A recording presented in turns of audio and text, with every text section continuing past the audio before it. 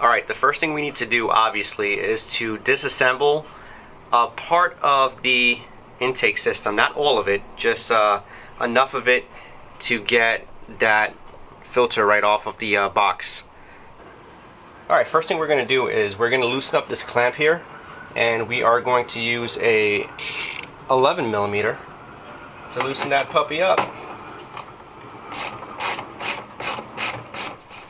Alright, next up, now using a 10mm socket, we're going to loosen up these two bolts here and remove those.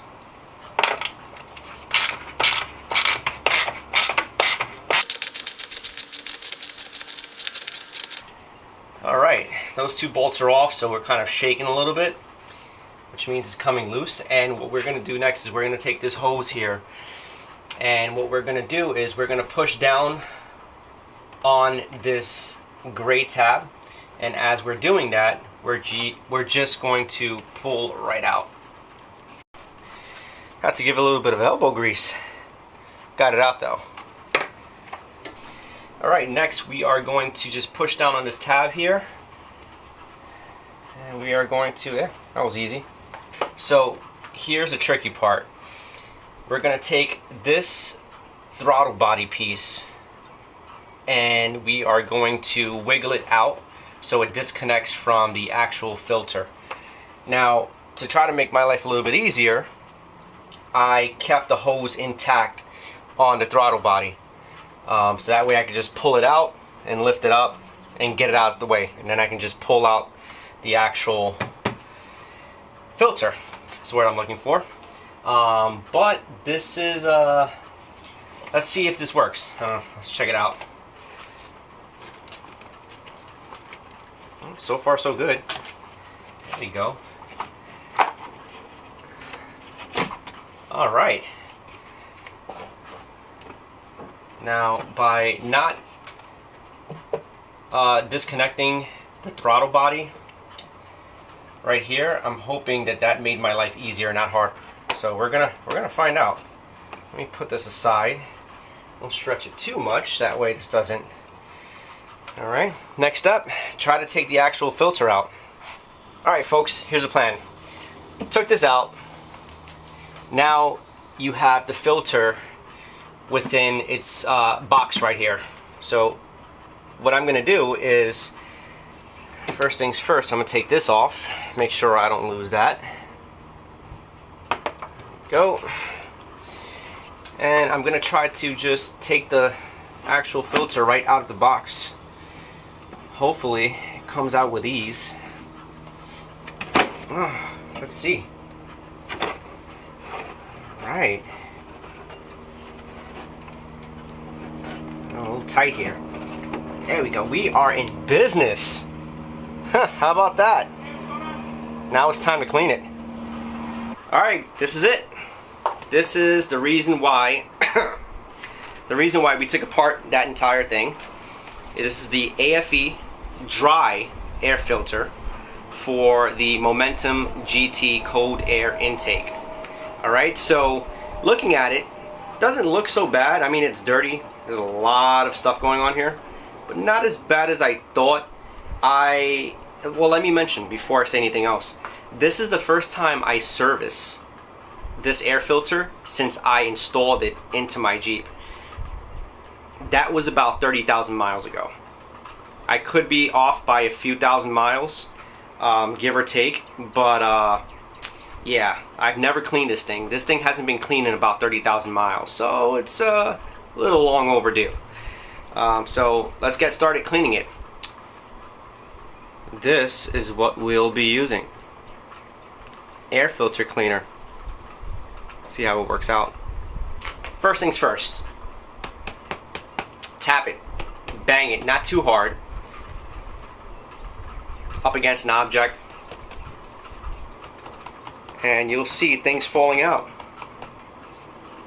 Probably not on camera, but things are falling out little by little. Little branches, twigs, all that stuff I caught up from off-roading. Alright, so aside from banging it to get all of that loose debris out, it also suggests, well, aFe, they also suggest that you take a soft brush and you basically start to brush away inside the crevices to loosen things up and to get all of the bigger stuff out the way. I'm using a brush from Slick Products, shameless plug, sponsor me guys, to get this done. Then we'll move on to the next step. Okay, so the next step is to eventually soak the air filter. It says to spray until soaked. Literally, that's what it says. So I'm probably expecting to spray at least half of the bottle into this air filter, which is totally fine because that's what it's for. I'm going to spray on the outside, and I'm also going to spray on the inside because everything gets sprayed and everything gets cleaned. Alright, so let's see how this works. This might take me a while. Okay, so I didn't soak the inside because it didn't specify. It said soak the cotton, which is also on the inside, but I just did a bunch of the outside. I thought I was going to use half of the bottle. I ended up using almost half of the bottle, at least a little bit more than a quarter of it.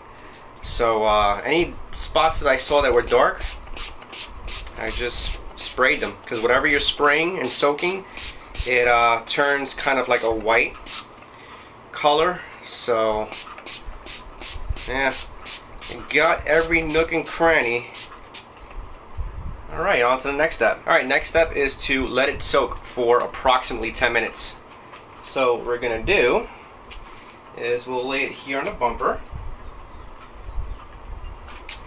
And I'll take my Apple Watch and we'll set it for 10 minutes, starting now. Oh, well, look at that. The timer is done.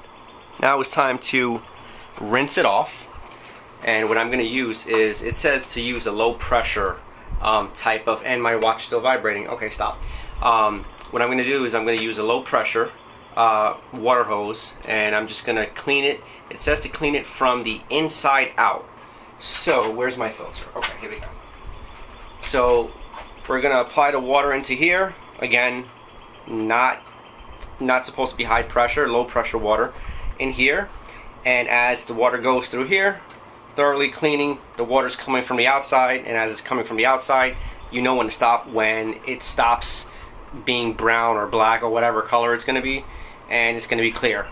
Alright, so let's move on to that step. Alright, well, there it is. Use the hose to rinse it out of the cleaner, and just rinse it in general. The color that came out of this was completely black. I know I said either brown or black earlier. It was completely black. The stuff that came out of this thing was unspeakable. So yeah, clean your air filters. Please clean them. Even if it's not this one, even if you don't have this one. If you have any other kind of air filter, clean it. It'll do a body good when it comes to your vehicle, especially if it's a Jeep that you wheel, or 4Runner, or Tacoma, or Bronco, whatever you got. But anyway, so the next and last step is to air dry this. Well, let me put it this way, not air dry, more like naturally dry it. So they suggest that you don't, put it, expose it to the sun, like putting it outside to dry. It's bad for it. Don't try to force dry it with something. It just says naturally dry. So what I'm going to do is I'm going to set it on top of my little Duralast shop chair, and I'm just going to sit it there for a couple hours and let it dry. I have a ceiling fan in my garage, which is making good use right now, about 90 degrees, and yeah, I'm going to help that dry it up. It does say you can use a fan of some sort to dry it up, but other than that, naturally dry it, nothing else. Alright, so that's pretty much it. As I said before, clean your air filters, please. It was easy, very easy to do. The last step to really do is just to, you know, put it back in, put it back together, which is pretty much reversing the same steps that we saw earlier in the video, which is the first part of the video. So yeah, I don't really need to cover that again. You guys can get the drift from there. And yeah, so guys, take care of it, and take care of your Jeeps. Later.